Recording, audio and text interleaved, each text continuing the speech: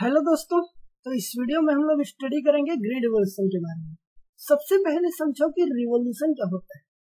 Revolution का basically मतलब होता है जब कोई घटना ऐसा हो जिसका कोई दूरगामी परिणाम हो, तब हम उसे क्या कहते हैं, रिवॉल्यूशन या क्रांति। जैसे हम लोग एक एग्जांपल हिस्ट्री में क्या लेते हैं, 1857 की क्रांति। तो इसकी क्रांति क्यों कहते हैं, क्योंकि यहाँ पर जो घटना हुआ उसका दूरगामी परिणाम क्या था कि 1947 में इंडिया को आजादी मिली। ओके, ठीक उसी तरह से ग्रीन रिवॉल्यूशन क्या है, तो ग्रीन रिवॉल्यूशन के अंदर जब कृषि के अंदर कई सारे ऐसे डेवलपमेंट होते हैं जिसके वजह से अनाज या फूड ग्रेन के प्रोडक्शन में इतनी तेजी आती है कि वर्ल्ड या बोले जाए इंडिया एक फूड सफिशिएंट कंट्री बन जाता है। जो पहले दूसरे देशों से फूड इंपोर्ट करता था वो दूसरे देशों को फूड एक्सपोर्ट करता है। तो ये सारा डेवलपमेंट कैसे हुआ, वही कारण है कि ग्रीन रिवॉल्यूशन को ही हम ग्रीन रिवॉल्यूशन कहते हैं। ठीक है, अर्थात जब प्रोडक्शन इतना ज्यादा हुआ कि हम उसे क्या कहते हैं, ग्रीन रिवॉल्यूशन। और किसका प्रोडक्शन में, फूड ग्रेन का। ओके, ये जो टर्म है ग्रीन रिवॉल्यूशन, इसको किसने दिया था, इसको दिया था 1968 में विलियम एस गॉर्डन। ओके, और इसकी शुरुआत वर्ल्ड लेवल पर किसने किया था, नॉर्मन ई बोरलॉग ने। कब, 1960s में, जब इन्होंने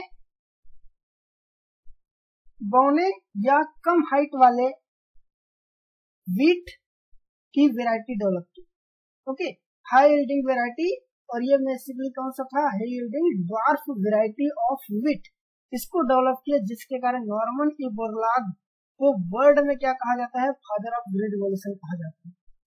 ठीक है, तो ये जब ड्वार्फ और हाई यील्डिंग वैरायटी व्हीट का जब डेवलप हुआ तो व्हीट के प्रोडक्शन में बहुत ज्यादा तेजी आई, जिसके कारण से जो फूड ग्रेन के प्रोडक्शन में तेजी आई।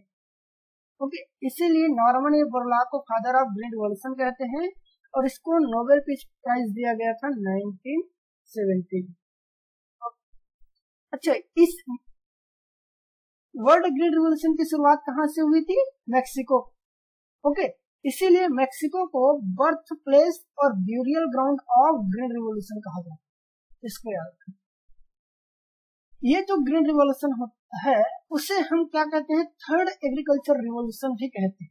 थर्ड एग्रीकल्चर रिवॉल्यूशन क्यों, क्योंकि सबसे पहला एग्रीकल्चर रिवॉल्यूशन हुआ था नियोलिथिक पीरियड में। नियोलिथिक पीरियड मतलब आज से लगभग 3000 साल पहले, जब फर्स्ट एग्रीकल्चर की शुरुआत हुई थी, जब लोगों ने या जब मनुष्य ने पहला सेटल्ड एग्रीकल्चर की स्थापना किया था। ओके, तो फर्स्ट एग्रीकल्चर रिवॉल्यूशन हम किसे कहते हैं, नियोलिथिक रिवॉल्यूशन को, या नियोलिथिक एज में जो एग्रीकल्चर डेवलपमेंट हुआ उसको। सेकेंड एग्रीकल्चर रिवॉल्यूशन हम किसको कहते हैं, ब्रिटिश एग्रीकल्चर रिवॉल्यूशन, क्योंकि जब अमेरिकन कंट्रीज में यूरोपियन कंट्रीज में जब एग्रीकल्चर रिवॉल्यूशन हुआ उसे हम क्या कहते हैं, सेकेंड एग्रीकल्चर रिवॉल्यूशन कहते हैं। और थर्ड एग्रीकल्चर रिवॉल्यूशन जो वर्ल्ड लेवल पर हुआ, जिसकी शुरुआत नॉर्मन ई बोरलॉग ने किया था, उसको थर्ड एग्रीकल्चर रिवॉल्यूशन कहते हैं। अब बात करते हैं इंडिया में ग्रीन रिवॉल्यूशन की, तो इंडिया में ग्रीन रिवॉल्यूशन की शुरुआत होती है 1965 में।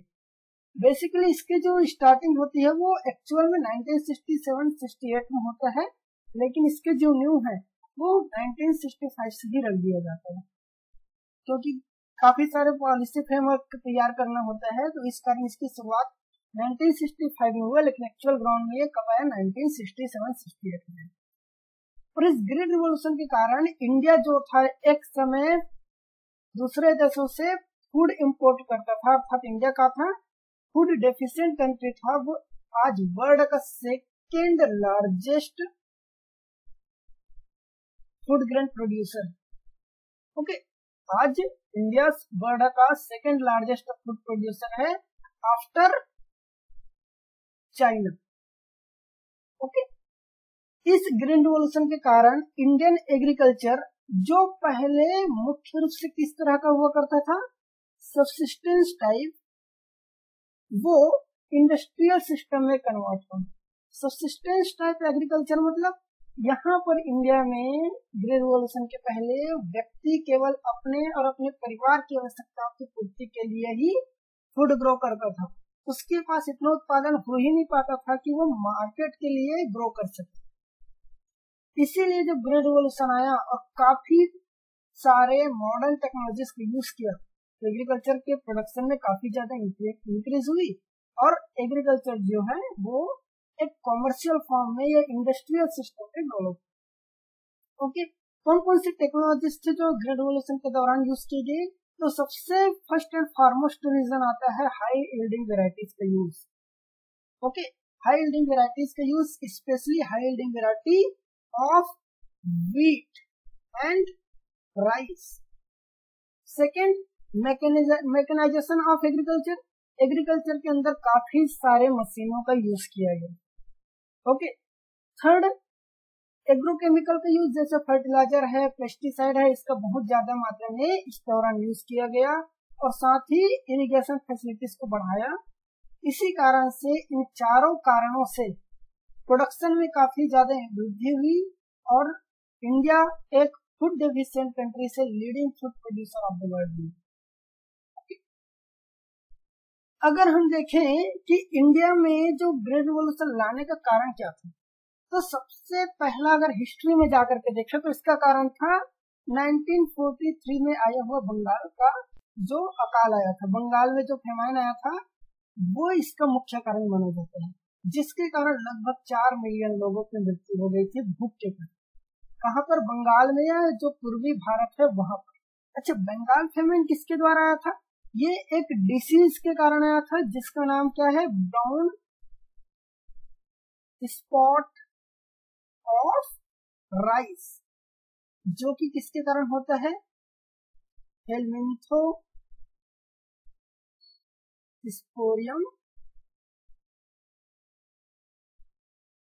ओराइजी। इस फंगस के कारण ये ब्राउन स्पॉट डिसीज होता है किसमें? राइस में, और जिसके कारण राइस की प्रोडक्शन में बहुत ज्यादा कमी आई, जिसके कारण कौन सा अकाल आया? बंगाल फेमाइन 1943। अच्छा, एक क्वेश्चन यहाँ पर और पूछा जाता है कि हेलमिंथोस्पोरियम कौन से फंगस का कौन से फैमिली में आता है? तो ये आता है डिटोरोमाइसीटेज। ओके, डिटोरोमाइसीटेज। किसी भी चीज को हम लोग जब याद करते हैं तो उसको इंटरलिंक करके याद करना ज्यादा अच्छा रहता है। जैसे हम लोग यहाँ पर केवल डिसीज का नाम याद नहीं किए, यहाँ पर उसका पैथोजन भी याद कर लिए, उस पैथोजन का टाइप भी याद कर लिए, उस पैथोजन का फैमिली भी हम लोग याद कर लिए। तो इस तरह से जब हम लोग डिफरेंट सब्जेक्टों का इंटरलिंकेज करते हैं, हमारा जो मेमोराइजिंग कैपेसिटी वो उतना ही बढ़ जाता है। चलिए टॉपिक पर वापस आते हैं।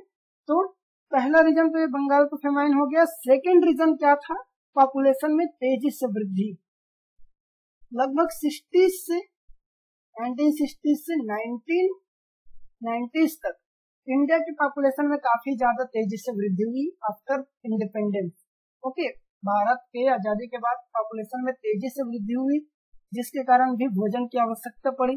भोजन का उत्पादन कम होता था और तेजी से फूड ग्रेन प्रोड्यूस करना था बढ़ती जनसंख्या के हिसाब से, इसीलिए हमें ग्रीन रिवॉल्यूशन लाने की आवश्यकता पड़ी। अच्छा, इंडिया में ग्रीन रिवॉल्यूशन लाने का श्रेय किसको दिया जाता है? Doctor MS. स्वामीनाथन को। इसके बारे में हम लोग आगे डिस्कस करेंगे। ओके, तो 1968 में ग्रीन रिवॉल्यूशन की शुरुआत होती है। कहाँ पर होती है? तो ग्रीन रिवॉल्यूशन की शुरुआत होती है, उसके लिए कुछ लोकेशन तैयार किए जाते हैं, लोकेशन सेलेक्ट किए जाते हैं। उनमें से पंजाब, हरियाणा और पश्चिमी उत्तर प्रदेश को ही सेलेक्ट किया जाता है। क्यों? क्योंकि यहाँ पर रिलायबल वाटर सप्लाई थी, अर्थात पानी की पर्याप्त मात्रा था, सिंचाई सुविधा पर्याप्त मात्रा में थी यहाँ पर, इसीलिए इन रीजन को सेलेक्ट किया जाता है। ठीक है, अब इन रीजन को ही सेलेक्ट क्यों किया गया? क्योंकि यहाँ पर पहले से ही इरिगेशन फैसिलिटी डेवलप थी। अगर हम लोग दूसरे जगह पर इरिगेशन फैसिलिटी दूसरे जगह पर अगर करना चाहते तो वहां पर हमें पहले सिंचाई की सुविधा विकसित करना होता था।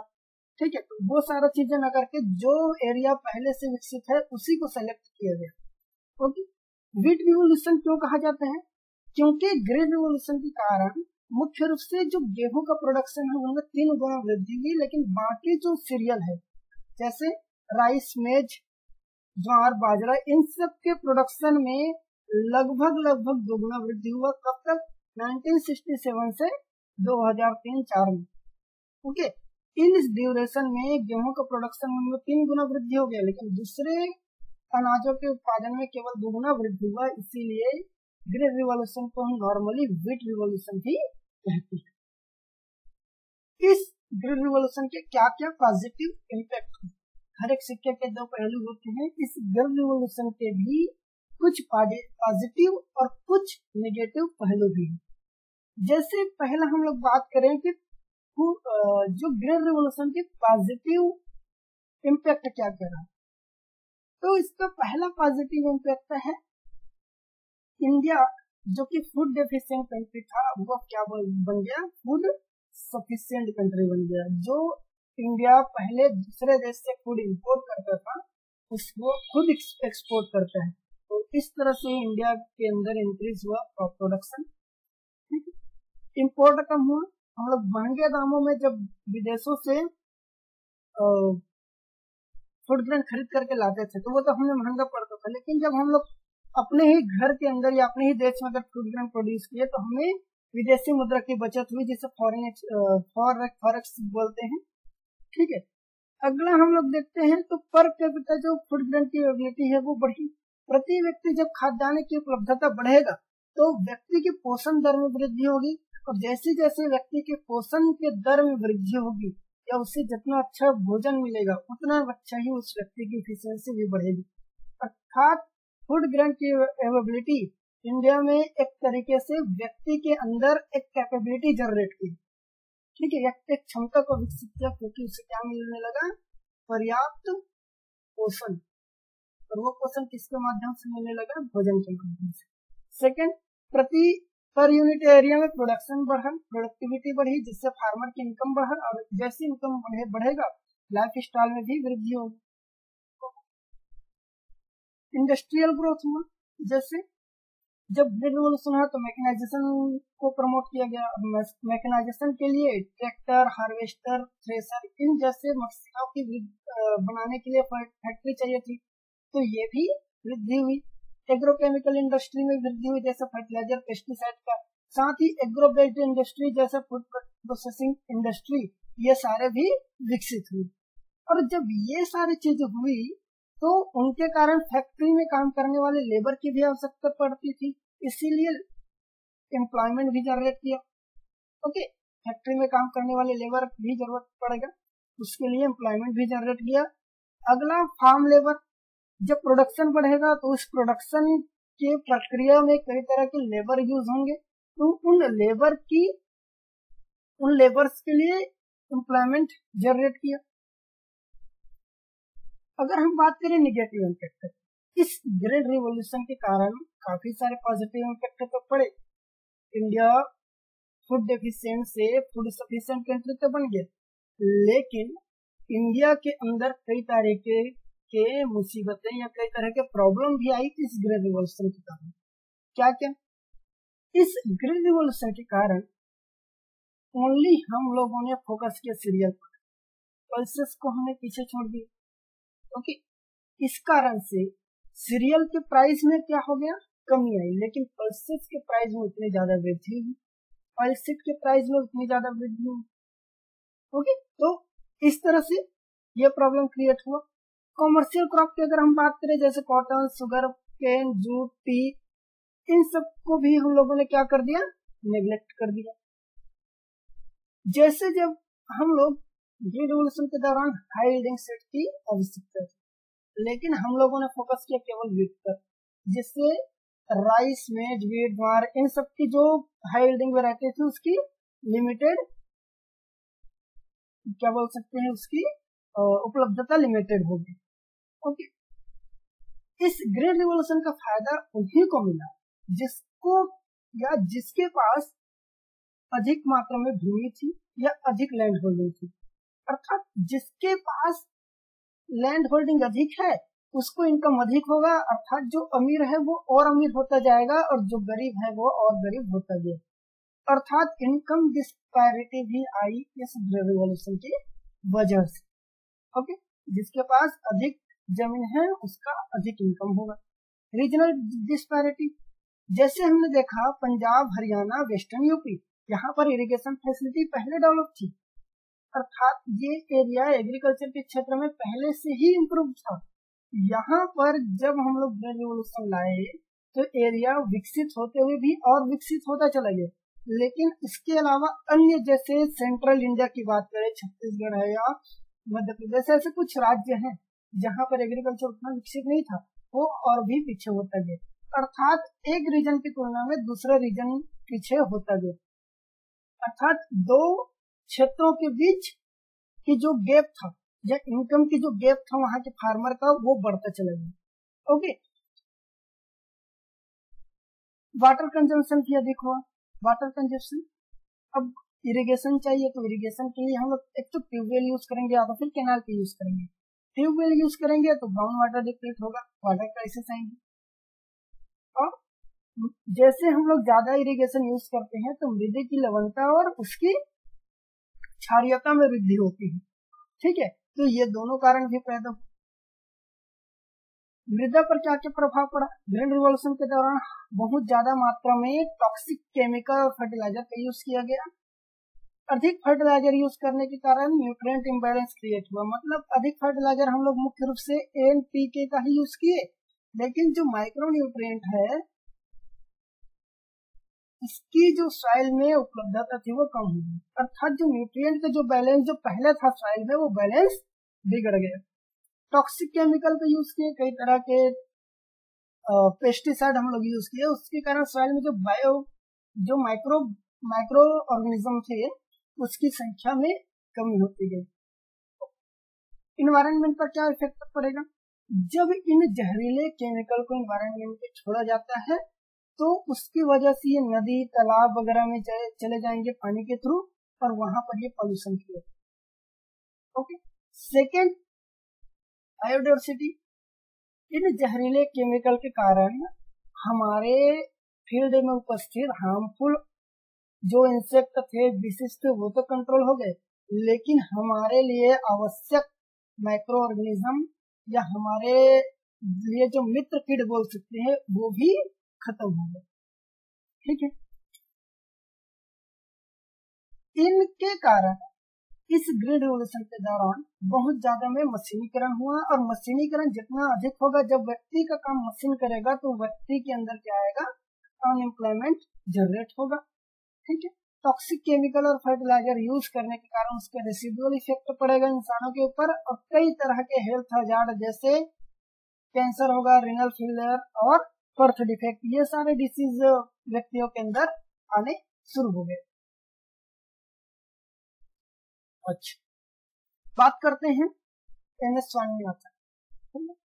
हम लोगों ने तो सारी बातें कर ली ग्रीन रिवॉल्यूशन के बारे में, लेकिन ग्रीन रिवॉल्यूशन के लिए जिम्मेदार व्यक्ति जो आज भारत को एक फूड सफिशिएंट कंट्री बनाया वो कौन है? एमएस स्वामीनाथन। ओके, इसका पूरा नाम क्या है? मेनकुम्बू संबाशिवम स्वामीनाथन, जिसका जन्म हुआ था 7 अगस्त 1925 को